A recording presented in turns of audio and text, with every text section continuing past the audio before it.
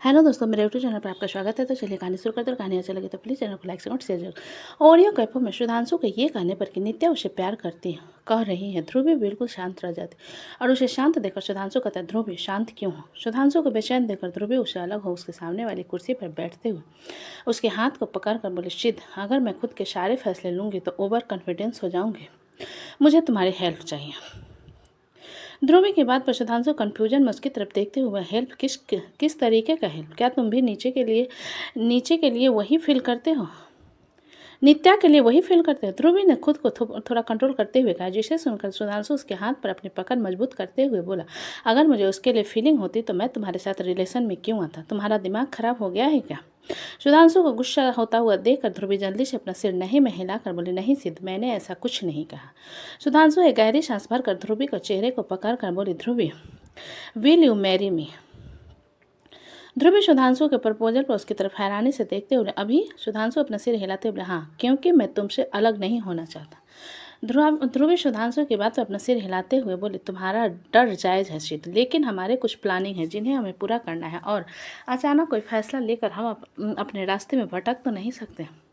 ध्रुवी की पूरी बात पर मृत्युंजय कुछ पल शांत रहकर बोला, मुझे क्या करना चाहिए?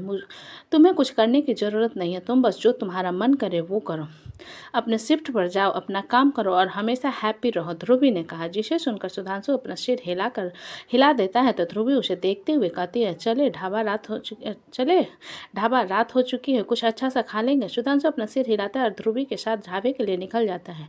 इधर सारंग विला में वर्षा और वैशाली रात के डिनर की तैयारी में लगे हुए थे और महक डाइनिंग टेबल में प्लेट साफ कर रही थी जब नित्या भी वहां पर आ जाती है और महक की तरफ देखते हुए कहती है, मैं भी कुछ मदद करूं? नित्या की आवाज़ पर महक उसकी तरफ देखते हुए बोली, नहीं, सारा काम हो चुका है, अब सब जाकर डिनर करेंगे, तुम भी बैठ जाओ। नित्या महक की बात पर अपना सिर हिलाते हुए बोली, मैं खाना बाहर लाने में हेल्प कर देती हूँ। नित्या के कहते हैं वैशाली खाने का ट्रे लेकर वहाँ पर आ जाती है और खाना लगाने लगती है। तभी वहाँ पर विकल्प अपना काम पूरा करके आ जाता है और एक नज़र डाइनिंग टेबल पर दोहराने के बाद किचन में चला जाता है तो देखता है वर्षा मीठे में अभी सिंघाड़े का हलवा बना रही थी। विकल्प वर्षा को देखकर पीछे से उसे कमर से पकड़ लेता है तो वर्षा थोड़ी सी हैरान हो जाती है और सिर घुमाकर उसकी तरफ देखते हुए कहती है, देखो, मैं खाना बना रही हूँ, अगर इधर उधर हो गया तो तुम जलोगे। विकल्प वर्षा की बात पर मुंह बनाते हुए उसके गाल पर किस करने के बाद जाकर वहां पर रखे कुर्सी पर बैठ मटर खाते हुए बोला, क्या क्या बनाया है तुमने? विकल्प की बात पर वर्षा बिना उसकी तरफ देखे बोली, खाओगे तो देख लेना। विकल्प वर्षा को मटर के छिलके से फेंक कर मारता है तो वर्षा सिर घुमाकर उसके कलछी दिखाते हुए कहती है, ये दिख रहा है, पड़ गया ना तो गाल पर, तो 4 दिन के लिए घर से बाहर नहीं निकल पाओगे। जिसे सुनकर विकल्प मुंह बनाते हुए उसे मटर से फेंक कर मार कर बोला, और कुछ आता है? तुम्हें हर वक्त अपने प्यारे से पति को धमकाती रहती हो, नहीं तो गंदी हरकत करती हो। वर्षा विकल्प को इग्नोर कर देती है। वही दरवाजे के पास खड़ी नित्या उन दोनों को देख रही थी। उसे अपने और करण के बीच के वो लम्हे याद आ रहे थे जब करण इसी तरह उसे परेशान करता था। पीछे से वैशाली उसके कंधे पर हाथ रखते हुए बोली, क्या देख रही हो? नित्या वैशाली की आवाज़ पर अपना सिर नहीं में हिलाते हुए बोली, कुछ भी तो नहीं, मैं तो बस यहाँ पर जूस का जार लेने आई थी। वैशाली नित्या की बात सुनकर अपना सिर हिला देती है और अंदर की तरफ चली जाती है तो नित्या भी उसके पीछे आ जाती है। वर्षा वैशाली की बात पर विकल्प की तरफ इशारा करते हुए बोली, इस बच्चे को देखो, मैं खाना बना रही हूँ तो कढ़ाई में उंगली डाल रहे हैं, अगर जल गया तो? वैशाली वर्षा की बात सुन हल्की शरारत में बोली, तो क्या होगा, तुम उसका दर्द कम कर देना। वैशाली की बात पर वर्षा एक आह भरते हुए बोली, तुमसे तो कुछ कहा नहीं बेकार है, इस बच्चे को समझाने के बजाय उल्टा मुझे रोमांस करना सिखा रही हो। विकल्प वर्षा के बात सुनकर मुस्कुराते हुए बोला, क्योंकि तुम्हें ज़रूरत है। वर्षा विकल्प को तिरछी नज़र से देखते हुए बोली, चलो ठीक है, मैं बताती हूँ तुम्हें कि आज किसको क्या चीज़ की ज़रूरत है। वहीं विकल्प उन लोगों को एक नज़र देखने के बाद वर्षा के पास जाकर सिंघाड़े के हलवे में उंगली डालने के बाद उसे अपने मुँह में भर लेता है और खाते हुए कहता है, चीनी थोड़ी कम है। वर्षा विकल्प की हरकत पर पूरी तरीके से घूरते हुए बोली, तुम जूठी क्यों कर रहे हो, अभी पूरी बनी नहीं है। विकल्प अपने उंगली धोने के बाद फिर से वही हरकत करने लगता है तो वर्षा उसके हाथ को पकड़ लेती है और उसे करते हुए कहती है, मैं गैस में तुम्हारी उंगली डाल दूंगी, बता रही हूँ, फिर जल जाएगी तुम्हारी उंगली। वैशाली उन दोनों का झगड़ता हुआ देख कर बोली, क्या हो गया, झगड़ काहे रहे हो? वर्षा के इंटेंशन को देखते हुए विकल्प बाहर जाते हुए बोला, मुझे भूख लगी है, मुझे डिनर करना है, बाय। इतना कहकर वो पतली गली से लेकर वहाँ से निकल जाता है। उसके जाने के बाद वैशाली मुस्कुराते हुए वर्षा की तरफ देख कर बोली, एक बात पूछे। वैशाली की बात सुन वर्षा उसकी तरफ देखते हुए बोली, हम दोनों अभी तक सेकेंड स्टेज पर नहीं पहुंचे क्योंकि वो डरता है। वर्षा के डायरेक्ट जवाब को सुनकर वैशाली उसके कान में धीरे से बोली, हमको लगता है कि अब तुमको मौका दे देना चाहिए। वैशाली की बात सुनकर वर्षा अपना सिर हिला देती है तो वैशाली बाकी का सामान लेकर बाहर चली जाती है और नित्या भी उसके साथ चली जाती है। इधर महक अव्यक्त को देखने के लिए कमरे में आती है तो पाती है अव्यक्त उठ चुका है और मृत्युंजय उसे अपनी गोद में लिए सोफे पर बैठा हुआ था और एक हाथ में काम कर रहा था। अव्यक्त की नज़र जब महक पर गई वो हाथ आगे बढ़ाकर उसकी तरफ जाने लगा, जिस पर मृत्युंजय उसे संभालते हुए बोला, अभी इरिटेट मत करो। महक मृत्युंजय के बात पर उसके पास जाकर अव्यक्त को अपनी गोद में उठा लेती है तो मृत्युंजय की नज़र महक पर जाती है। महक को देखकर मृत्युंजय बोला, रो रहा था।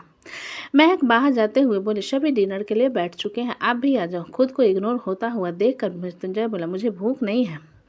महक मृत्युंजय की बात का बिना कोई जवाब दिए कमरे से बाहर चली जाती है। महक के जाने के बाद मृत्युंजय अपना हाथ गुस्से में सोफे पर मारते हुए बोला, व्हाट ए फकिंग नॉनसेंस, तुम मुझे गुस्सा क्यों दिला रही हो महक। इतना कहते हुए मृत्युंजय फिर से लैपटॉप में अपनी उंगलियां चलाने लगता है। कुछ देर बाद अदिति खाने का ट्रे लेकर अंदर आती है और मृत्युंजय के सामने कॉफ़ी टेबल पर रखते हुए कहती है, भैया आपका खाना। मृत्युंजय अदिति की आवाज़ सुन उसकी तरफ देखते हुए बोला, किसने भेजा। अदिति कुछ पल सोचती है तो उसे याद आता है महक ने कहा था अगर मृत्युंजय पूछे तो कहना रचना चाची ने भेजा था। जिसे याद करते हुए अदिति मृत्युंजय से बोली, माँ ने भेजा है। अदिति के बात में मृत्युंजय अपनी मुट्ठी मजबूती से बंद करते हुए बोला, थैंक यू।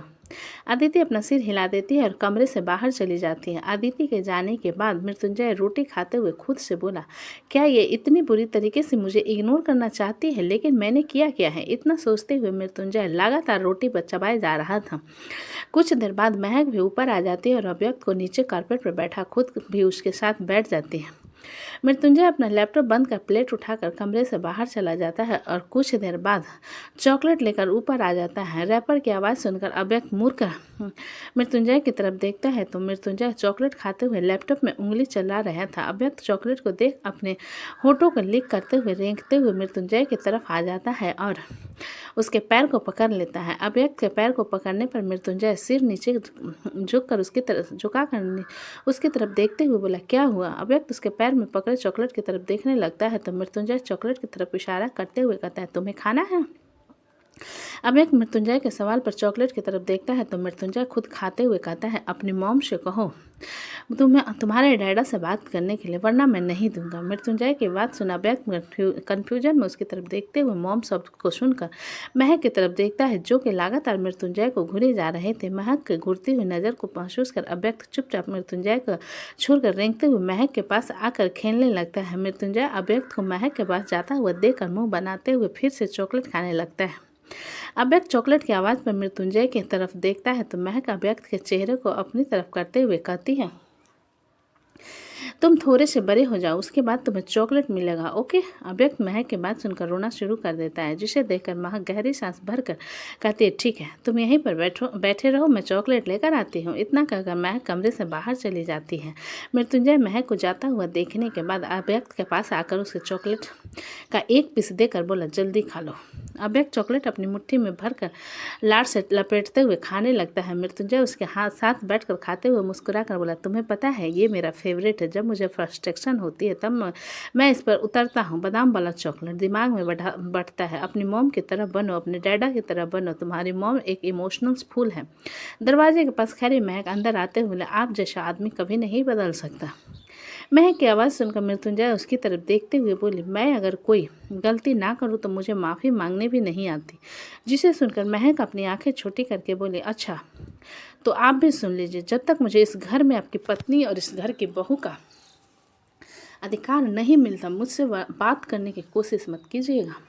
मृत्युंजय महक की बात पर गुस्से से बोला, महक तुम किसी और का फ्रस्ट्रेशन मुझ पर क्यों उतार रही हो? मैं किसी का फ्रस्ट्रेशन आप पर नहीं उतार रही हूँ, मैं बस आपकी गलती रियलाइज करवा रही हूँ। महक ने मृत्युंजय की बात सुनकर कहा, जिसे सुनकर मृत्युंजय अपनी गर्दन नहीं में हिलाकर बोला, मैं तुम्हें उन चीज़ों से दूर रहने के लिए कहता हूँ जो कि तुम्हारे लिए सही नहीं है। हर चीज़ हमेशा पॉजिटिव नहीं रहती, जिन्हें तुम पॉजिटिव बनाने की कोशिश करती हो वो भी नहीं रहते।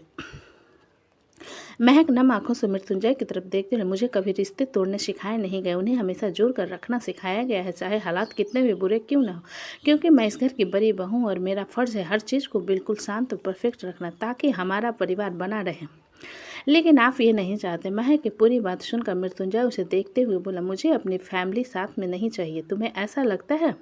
महक अपना सिर नहीं में हिलाकर बोली, मैं ये नहीं कहना चाहती, मैं बस ये कहना चाहती हूँ मुझे आप उस जगह पर बोलने दो जहाँ मेरी ज़रूरत हो। जिसे सुनकर मृत्युंजय उठते हुए बोला, करण चावला और नित्या मित्तल का हमारी फैमिली से कोई लेना देना नहीं है, तो बेहतर होगा उनके रिश्ते का फैसला तुम ना लो। लेकिन अगर हमारे समझाने से किसी एक कपल का रिश्ता बच जाता है तो मुझे नहीं लगता कि उन्हें एडवाइस देने में कोई बुराई है, महक ने कहा। जिस पर मृत्युंजय महक को देखते हुए बोला, तुम्हारी एडवाइस कोई नहीं मांगता, इसलिए तुम्हें देने की भी ज़रूरत नहीं है। मृत्युंजय की बात पर महक अव्यक्त को अपनी गोद में उठाकर खड़ी होते हुए बोली, आप घमंडी हो। मैं घमंडी हूँ, मृत्युंजय ने अपने एटीट्यूड में कहा। जिसे सुनकर महक उसे देखते हुए बोली, और मुझे ज़्यादा घमंडी लोग पसंद नहीं। महक की बात पर मृत्युंजय हंसते हुए बोला, हाँ, तुम्हारी पसंद और नापसंद से फ़र्क किसे पड़ता है? तुम्हारी और मेरी शादी हो चुकी है और हमारा एक 10 महीने का बच्चा है। महक मृत्युंजय की बात सुनकर उसे देखते हुए बोले, आपको पता है आपने अभी क्या कहा? मृत्युंजय महक को सीरियस देख कुछ पल चुप रहने के बाद उसकी तरफ अपने कदम बढ़ाता है तो महक अपने कदम पीछे लेकर कहती है, सही कहा आपने, मेरी पसंद और नापसंद से फ़र्क किसे पड़ता है? आपको जो करना है आप तो करके रहोगे ना। मृत्युंजय आगे बढ़कर महक के हाथ को पकड़कर बोला, आई एम सॉरी महक, मुझे ऐसा नहीं कहना चाहिए था। तुम्हारी पसंद से फ़र्क पड़ता है। महक अपना हाथ पीछे लेकर मृत्युंजय से बोली, आपको इस बात का घमंड है कि मैं आपको नहीं छोड़ सकती? मृत्युंजय बात को बढ़ता हुआ देखकर बोला, महक लिसन टू मी। महक अपना सिर नहीं में हिलाकर अव्यक्त को बिस्तर पर बैठाते हुए मृत्युंजय से बोली, आपने मुझसे ज़बरदस्ती शादी की, मुझे लगा था आप बदल जाओगे, आप दूसरे के बारे में सोचना शुरू कर दोगे, लेकिन नहीं, आप कभी नहीं बदल सकते। आप अभी भी वही खुदगर्ज और सेल्फिश आदमी हो। अब मैं नहीं रह सकती आपके साथ, मुझे जितना करना था मैंने कर लिया, अब मुझसे नहीं होगा, नहीं रह सकती मैं आपके साथ। I am sorry. मृत्युंजय ने महक के हाथ को पकड़ने की कोशिश करते हुए कहा। जिसे देखकर महक मृत्युंजय के हाथ को झटक कर बोली, no I am going. Mrityunjay Mehak के हाथ को पकड़ते हुए बोला, यार महक बैठकर बात करते हैं ना। I am sorry please. महक मृत्युंजय से अपना हाथ छुड़ाते हुए बोले, मुझे टच कर मत कीजिए मृत्युंजय, और अब बात करने के लिए कुछ नहीं बचा है। आई एम गोइंग। आप अपने एटीट्यूड और ईगो के साथ खुश रहो। मृत्युंजय महक के गुस्से को देखते हुए उसके दोनों हाथ को पकड़ कर बोला, नहीं, मैं अपने आप को समझा सकता हूँ। आई एम सॉरी, मैं तुम्हारी फीलिंग्स को ठेस नहीं पहुँचाना चाहता, मैं तुम्हें इन सब चीज़ों में नहीं घसीटना चाहता, मैं तुम्हें इग्नोर नहीं कर रहा हूँ, मेरी बात को समझने की कोशिश करो। महक मृत्युंजय को घूरती रहती है तो मृत्युंजय उसके चेहरे को पकड़ कर कहता है, प्लीज़ डोंट गो। मैं दोबारा कभी तुम्हें परेशान नहीं करूँगा, तुम्हारी हर बात मानूंगा, तुम्हें कभी हर्ट नहीं करूँगा, प्लीज़ डोंट लिव मी। महक मृत्युंजय के चेहरे को देखते हुए जो कि लाल हो चुका था उसे इग्नोर करते हुए कहती है, मैं नहीं रहूँगी आपके साथ। मृत्युंजय की आंखों में आंसू आ जाते हैं और वो महक के दोनों हाथों को पकड़कर अपने होठों से लगाते हुए कहता है, I am sorry please don't leave me. यार मैं तुम्हारी सारी फीलिंग की कदर करूँगा, तुम्हें कभी इग्नोर नहीं करूँगा, प्लीज़ मुझे माफ़ कर दो।